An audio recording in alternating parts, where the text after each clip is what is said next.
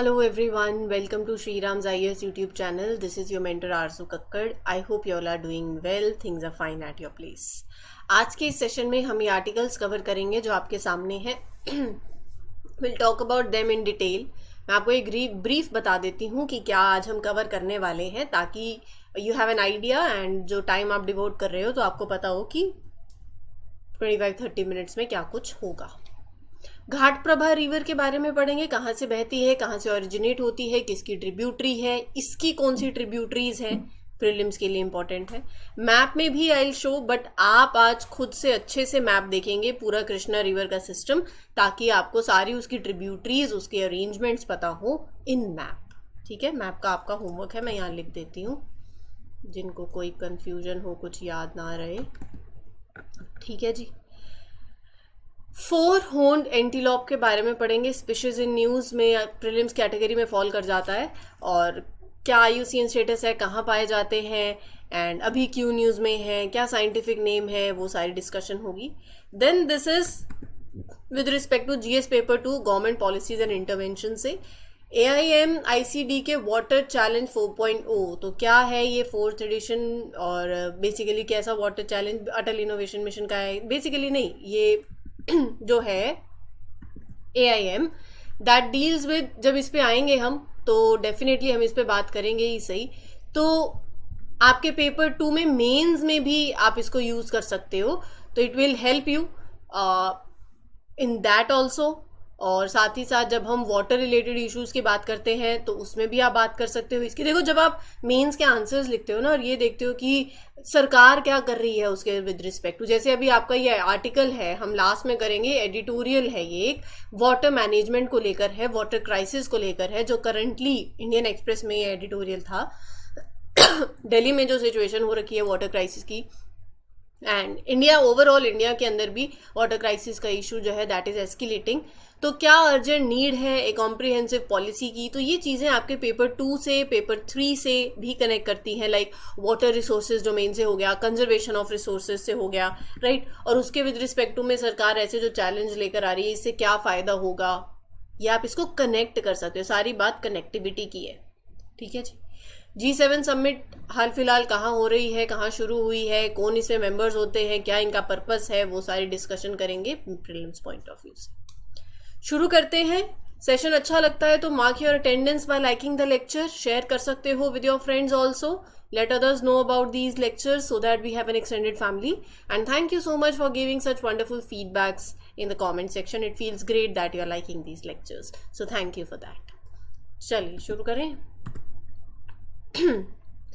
एक tractor ओवरटर्न्ड and fail into Ghat Prabha river और इसके बाद 9 people were rescued bye locals. तो हमारे लिए इम्पॉर्टेंट है इस नदी के बारे में जानना. ये आपको दिख रही होगी. तो ये कृष्णा की ट्रिब्यूटरी है. ठीक है, कृष्णा की ट्रिब्यूटरी है. फाइनली कृष्णा को मर्ज कर जाती है एंड कृष्णा की tributary it flows in the state of Karnataka. ये रिवर ओरिजिनेट करती है वेस्टर्न घाट से at an elevation of 884 metres. East की तरफ ये बहती है 283 किलोमीटर कवर करने के बाद कृष्णा को फिर ये मर्ज कर जाती है. गोकक फॉल्स इससे जुड़े हुए हैं. The river debouches by 53 meters at Gokak fall. कहाँ पर? बेलगांव डिस्ट्रिक्ट, कर्नाटका के अंदर. इस द रिवर बेसिन कितना है? 8829 स्क्वायर किलोमीटर वाइड है और ये कर्नाटका महाराष्ट्र में स्ट्रेच करता है. हिरण्यकाशी रिवर एंड मार्कंडेय रिवर जो है वो इसकी ट्रिब्यूटरीज हैं. ये ट्रिब्यूटरीज घाट प्रभा रिवर की हैं और घाट प्रभा रिवर किसकी ट्रिब्यूटरी है?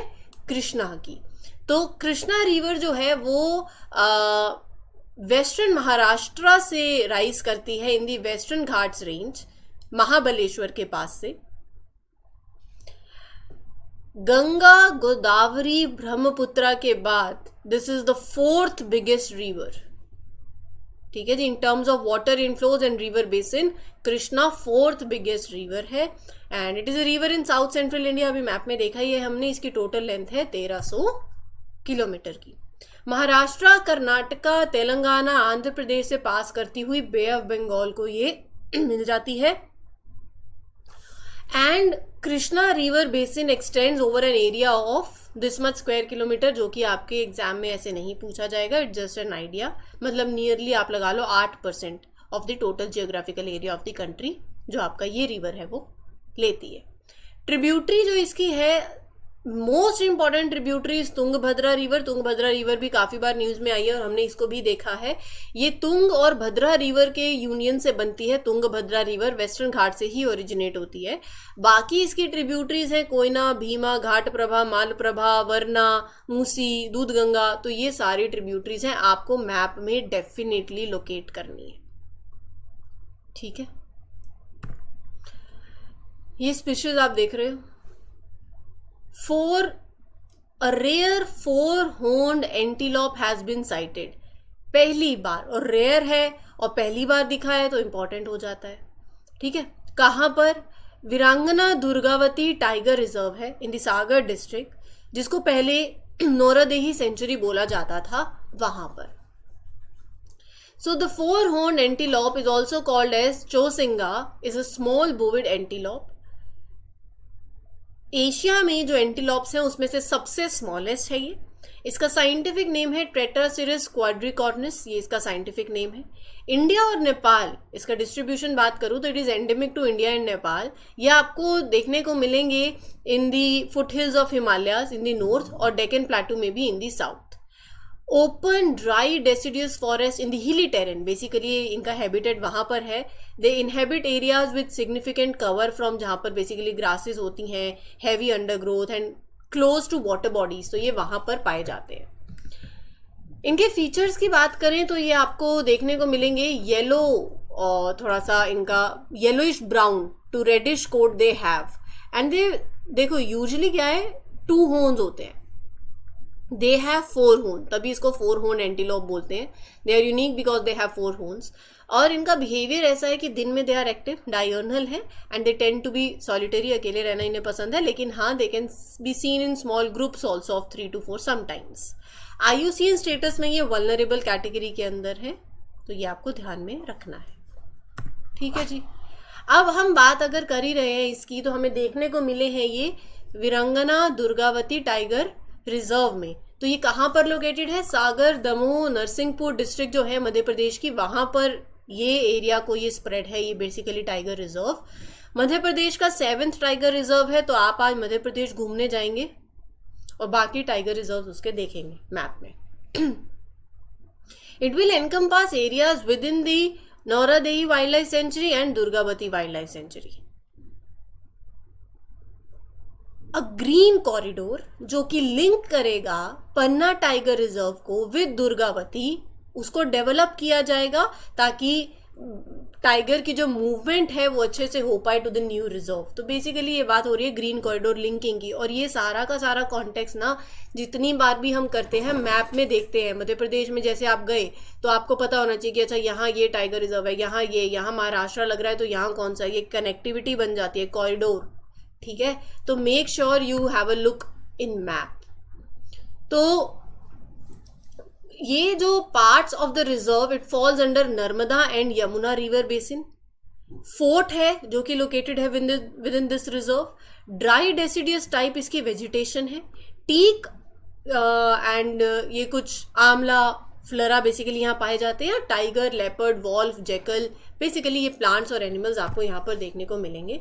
No such rocket science, simple and easy, जो कि आप याद कर सकते हो by your own.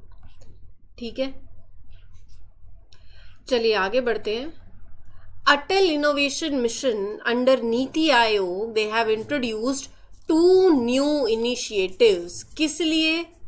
To promote innovation and sustainability. तो यहाँ पर they have announced the launch of 2 ground breaking initiatives. GS paper 2 से काफी important, that is fostering innovation and sustainability in India. AIM ICDK Water Challenge 4.0 and the 5th edition of Innovations for You Handbook, that is spotlighting SDG entrepreneurs of India. Basically, AIM ICDK Water Challenge 4.0 इस initiative का focus है water related challenges को address करना, ठीक है, through innovative solutions. इसका मकसद है to encourage to support the development of such new technologies, ऐसे मेथड्स लेकर आए जाए जो हो to conserve water resources, that too effectively. तो उसके रिगार्डिंग ये है, इसमें डिटेल में बात करेंगे अभी। और रही बात इनोवेशंस फॉर यू हैंडबुक के 5th एडिशन की, so this is the latest edition जो हाईलाइट कर रहा है क्या, एंटरप्रेन्योर्स इन इंडिया जो कि काम कर रहे हैं टुवर्ड्स सस्टेनेबल डेवलपमेंट गोल्स। ये it showcases the innovative projects, businesses जिन्होंने कंट्रीब्यूट किया है right towards a positive social impact.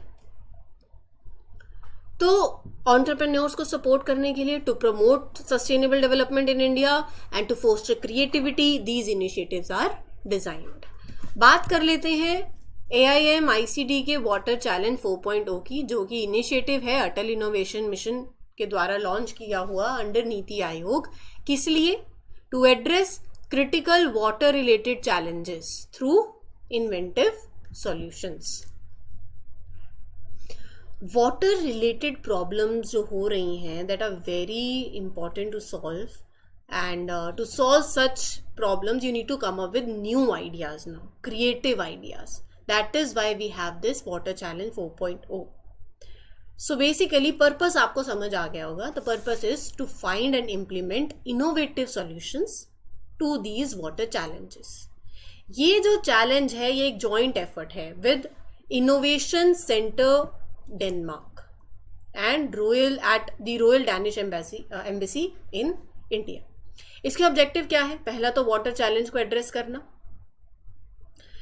Then global participation. तो बेसिकली सबसे पहले तो you are focusing on addressing serious issues that are related to water.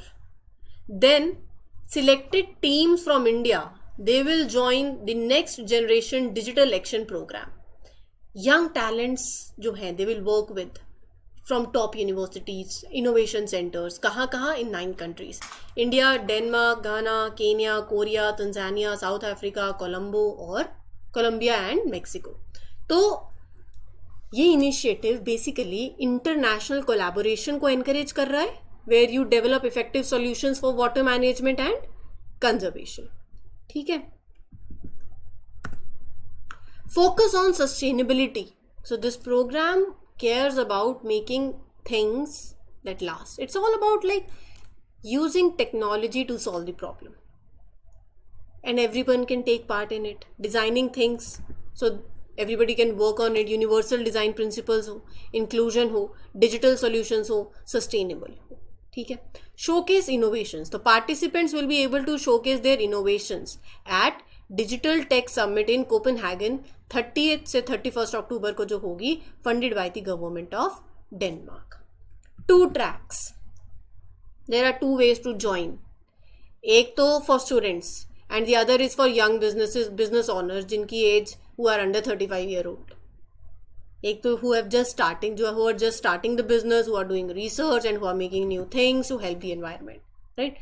So one for students and other for young entrepreneurs under the age of 35, जिसमें early stage startups हो गए, researchers, young innovators who are committed to driving positive environmental change. G7 leaders start their annual summit on 13th of June, looking to double down on support for Ukraine in its war with Russia and offer a united face in confronting China's political and economic ambitions. G7 leaders, they are beginning their summit, 13 जून को start हुई.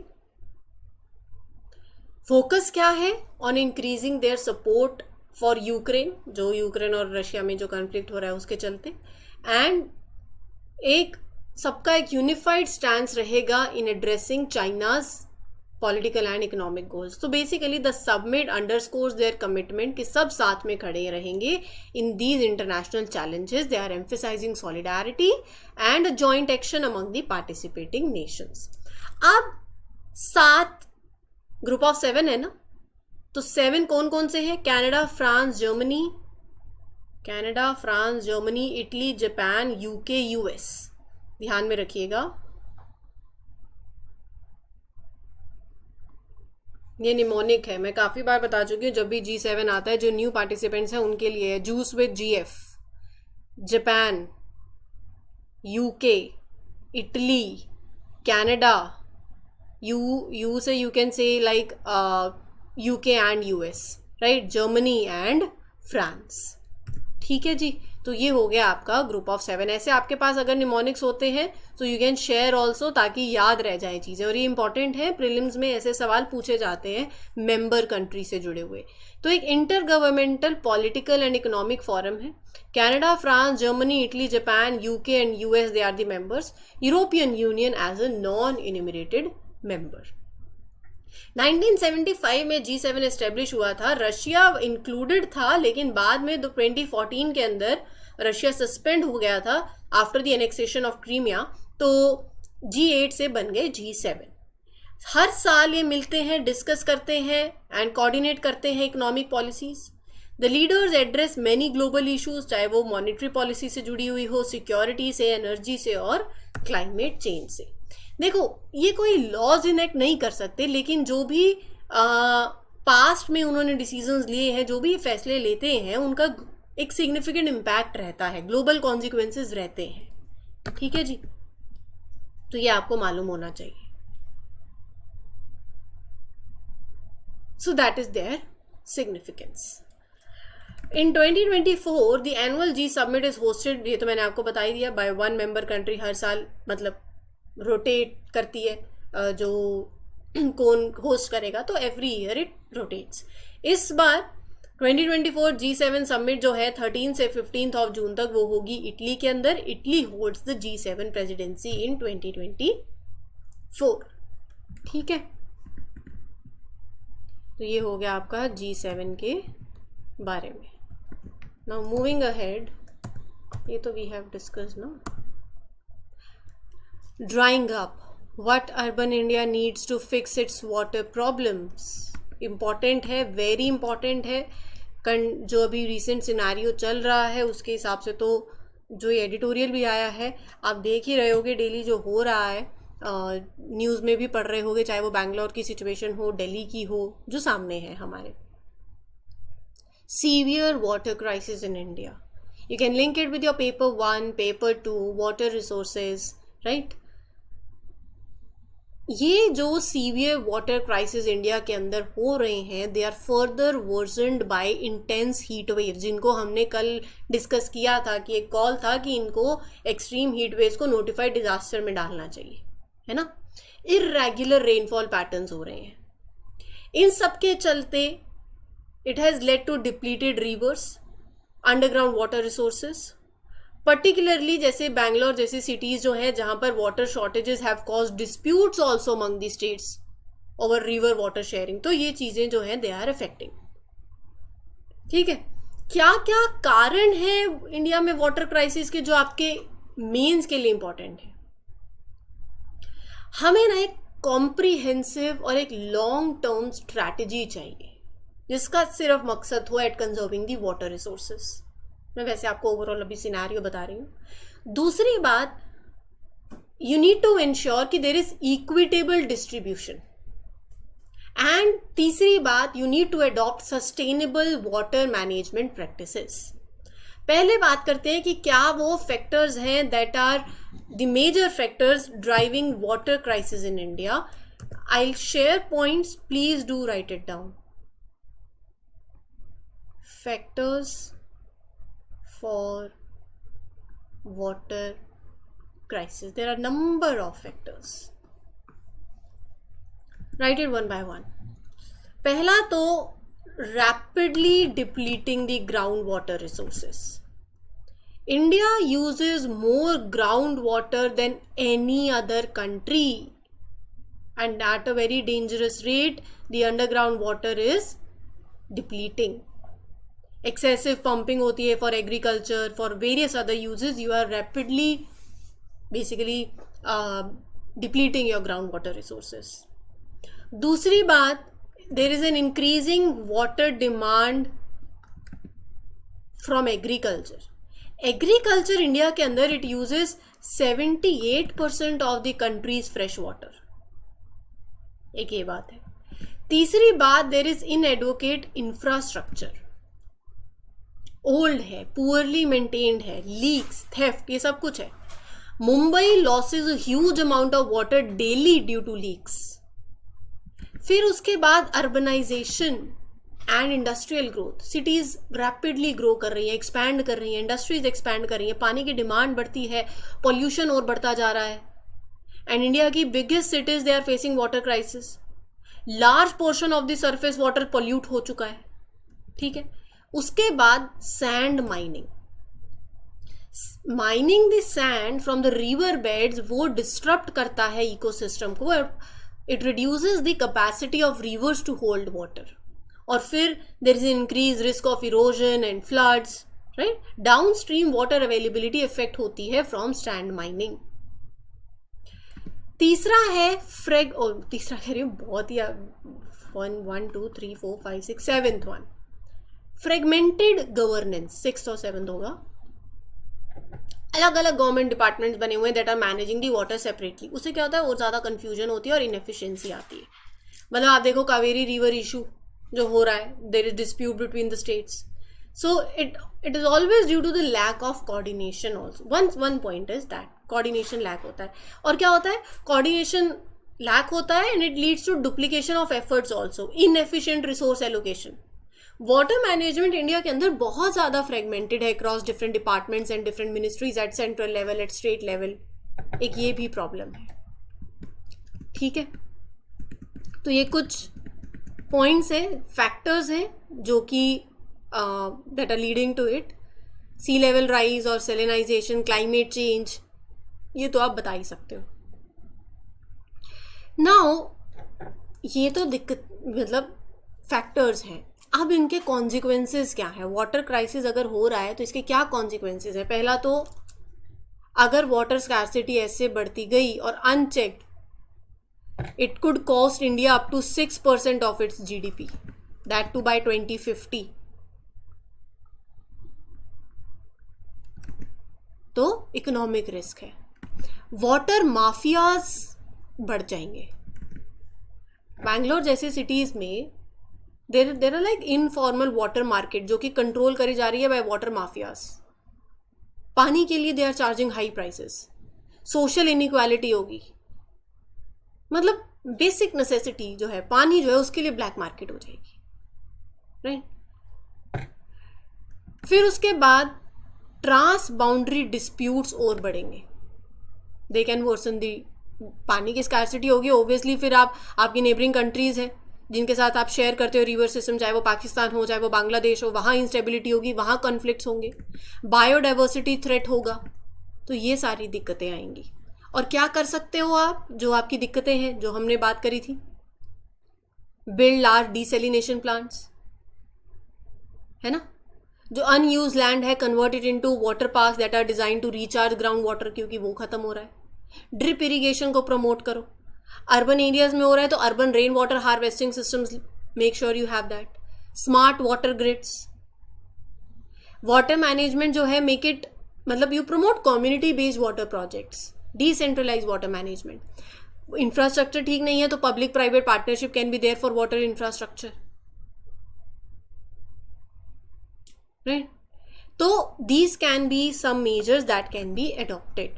Now there can be number of other points जो आप comment section में mention कर सकते हो. You can share and बाकी सब भी obviously जो comment section में है वो उसको देख सकते हैं and you can share your own ideas as well. इस particular session के लिए इतना ही. This is your mentor Arzu Kakkar signing off for today. We'll meet you tomorrow with other articles in other lecture.